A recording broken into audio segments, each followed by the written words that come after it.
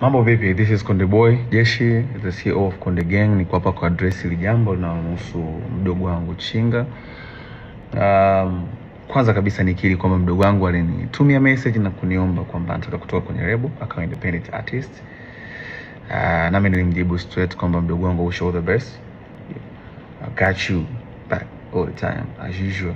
Kachini na viongozi wa Konde Gang, video contracts, mfanolize, muone mnafanyaje. Contract inasema endapo atataka ku-terminate na ku-own master, kununua ku-own master. Nikisema master namaanisha catalog, the whole entire catalog.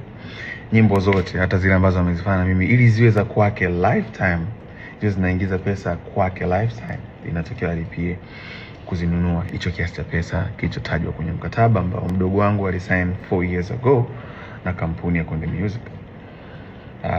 Hayo ndio ilikuwa ni mazungumzo na lakini sijui nini kimetokea kwake baadaye.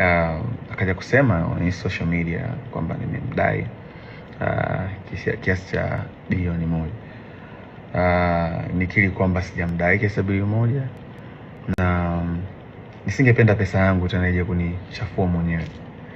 So I did my best. I wish him all the